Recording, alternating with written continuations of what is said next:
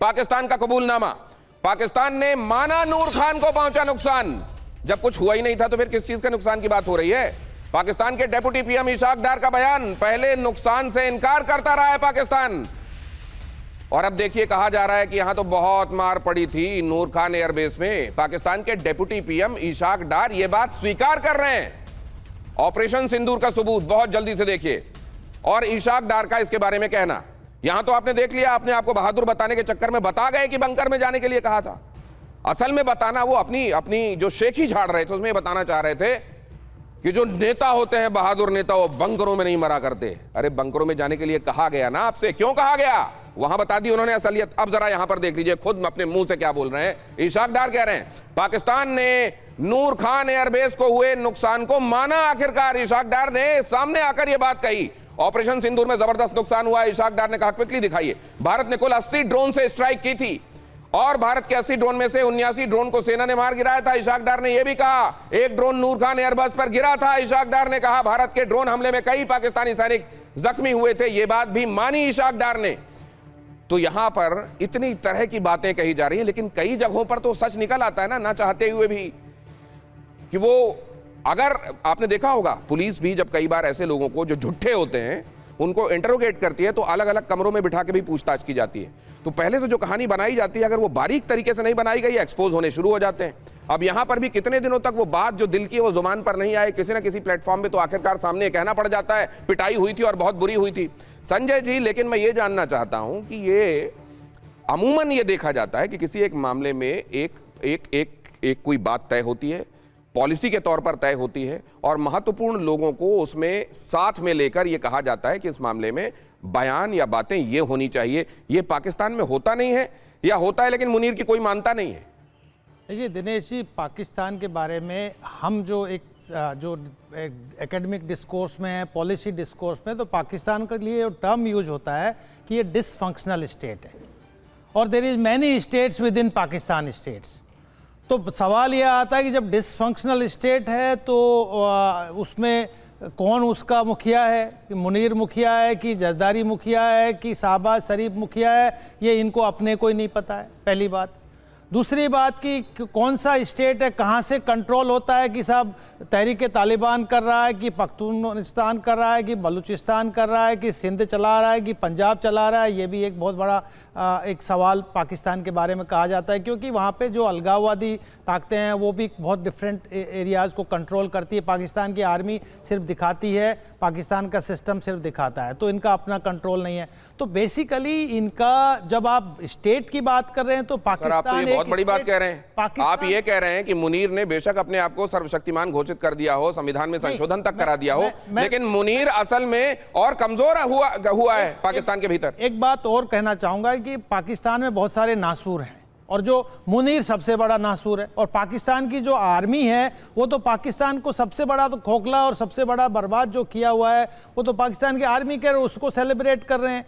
और वो कह रहे हैं राष्ट्रपति को कि भैया हम आपकी सुरक्षा नहीं कर सकते, बंकर में घुस जाइए।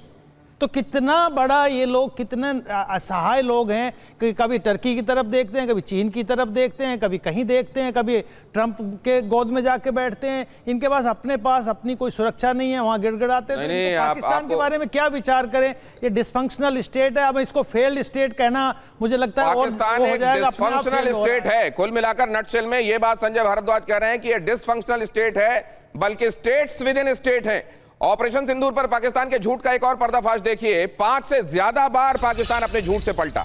पाकिस्तान ने 5 बार माना कि उसे नुकसान हुआ है, 5 बार वो कह चुका है उसे नुकसान हुआ है, लेकिन कुछ दिनों बाद फिर से उसको याद आता है नहीं मुनीर ने तो ये कहा था कि हमको ये कहना है कि नुकसान हुआ नहीं है, और उसके बाद फिर से वो अपना कोर्स करेक्शन करते हैं, लेकिन फिर दिल की बात जुबान पर आ जाती है।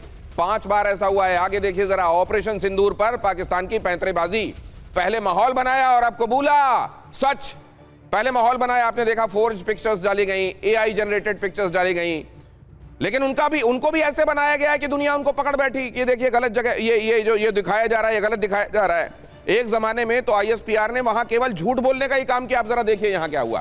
पहले पाकिस्तान की सरकार, भारत के हमले में कोई नुकसान नहीं हुआ, हम एकदम सुरक्षित महफूज, कहीं कोई नुकसान ही नहीं हुआ। फिर पाकिस्तानी सेना, कुछ एयरबेसों को नुकसान हुआ, बाद में आखिरकार माना गया क्योंकि सैटेलाइट पिक्चर ये दिखा रही थी, इतने बड़े बड़े गड्ढे दिखाई दे रहे थे, टारमैक पे दिखाई दे रहे थे, वहां जो हैंगर थे उनके ऊपर हरी कनात लगाई हुई थी कि कहीं असलियत ना दिख जाए। आखिरकार कितने दिनों तक सच छिपता? पहले बोला पाकिस्तानी सेना ने ड्रोन हमले में कोई असर हुआ ही नहीं, अब फिर कहा जा रहा है पाकिस्तानी सेना की तरफ से एक ड्रोन, 80 भेजे थे, 79 हमने रोक लिए, एक चला गया। आने वाले दिनों में यह भी बताया जा सकता है कि नहीं, असल में मामला 70 के पहुंच जाने का था। आगे देखिए जरा, पहले इशाक डार क्या कह रहे थे, हमने सीज फायर के लिए नहीं बोला, फिर इशाक डार ने कहा हमें सीज फायर के लिए मजबूर होना पड़ा, हमने अपने मित्र देशों को फोन किया और यह कहा कि बोलो उधर अगर ये सीज फायर के लिए चीजें हो सकती हैं तो। पहले इशाक डार कहते हैं एयरबेस पर कोई गंभीर नुकसान नहीं हुआ, फिर इशाक डार ही कहते हैं नूर खान एयरबेस को नुकसान हुआ और कुछ सैनिक घायल हुए। तो यही वही उसी मुंह से इतनी तरह की बातें क्यों? पहले कहा गया आसिफ अली जरदारी की तरफ से स्थिति एकदम सामान्य है, कहीं कोई दिक्कत नहीं है, फिर आसिफ अली जरदारी कहते हैं स्थिति बहुत खराब थी, मुझको तो बंकर में जाने तक के लिए कह दिया गया था, लेकिन मैं बहादुर व्यक्ति हूं, मैं बंकर में नहीं गया, नेता बंकरों में शहादत नहीं दिया करते। अब ये जो दिखाई दे रहा है उसकी रोशनी में आप क्या कहेंगे? ये डिसफंक्शनल स्टेट है।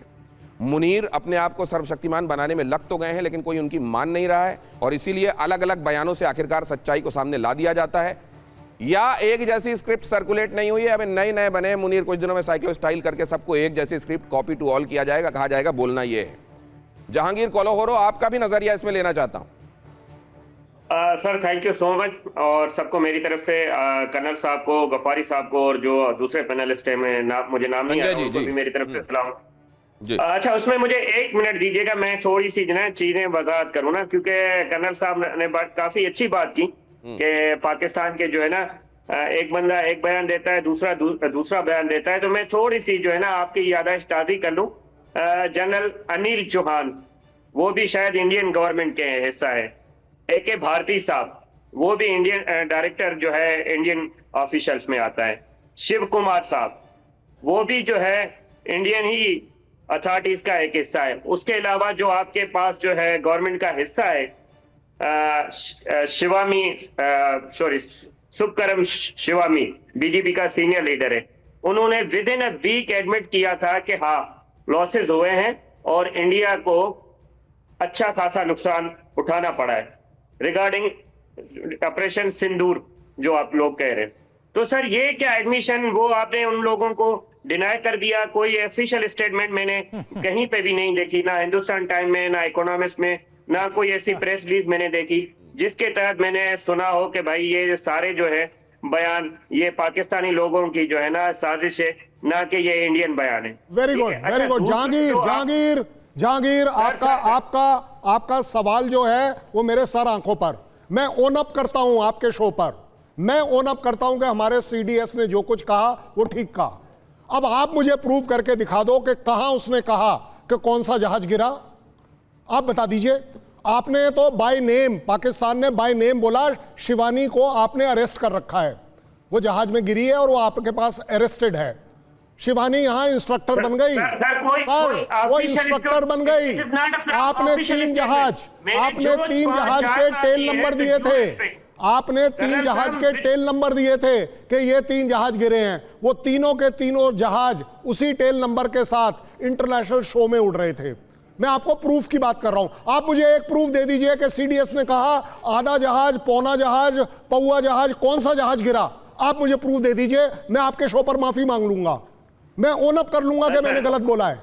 हमने कभी किसी की कोई स्टेटमेंट डिसोन नहीं करी है। डिसोन वाली बात तो अब आपके यहां हो रही है। जो बोला आपके जरदारी साहब ने पहले के सब कुछ सामान्य है, सामान्य तो है ही, क्योंकि उसको पहले बोला गया था सामान्य है, अब उसके टॉलरेंस से बाहर जा रहा है। हम तो आपसे सिर्फ ये पूछ रहे हैं कि वही आदमी दो तरह की बात क्यों कर रहा है। आदमपुर एयरबेस S-400 इन्होंने खत्म कर दिया था, भारत के प्रधानमंत्री गए तो बैकड्रॉप में वो S-400 दिखाई दिया। तो ये मतलब ये इतने ऐसा झूठ बोलिए जिसमें कोई कम से कम एक प्लॉजिबल डिनाइबिलिटी हो। दुनिया में ऐसा नहीं है कि पूरी दुनिया सच पे चल रही है, लेकिन कई जगहों पर ऐसा होता है जहां ऐसा कुछ कह दिया जाता है जिसमें प्लॉजिबल डिनाइबिलिटी हो। और आप सब तो इस समय माहिर हैं, आप ये माहिर मुल्क माना जाता है इस तरह की चीजों में, फिर ये गलतियां क्यों हो रही हैं आप लोगों से, ये समझ में नहीं आता। मुझे 30 सेकंड दे दे, मैं कर्नल साहब की जो है ना वो थोड़ी सी स्टेटमेंट को थोड़ा सा आगे कर दूं। गणेश अगर 30 सेकंड दे दे मेरे, आपकी टीम मुझे ना। देखिए सर, ये सारी जो मैंने CDS से लेके आपके जो है BGP के नेता हैं उन तक मैंने आपको बताया। कहीं एक ऑफिशियल स्टेटमेंट बताएं कि भाई इन्होंने कानून की खिलाफ वर्जी की है, अपने पावर से जो है उल्लंघन किया है। कोई एक आप एक बता दें जिसके आपने इनके खिलाफ एक्शन लिया हो। अच्छा, हम क्यों लेंगे? देखिए, हम बिल्कुल नहीं लेंगे। सर मैंने 30 सेकंड मांगे थे, 10 सेकंड भी पूरे नहीं हुए कर्नल साहब, प्लीज प्लीज।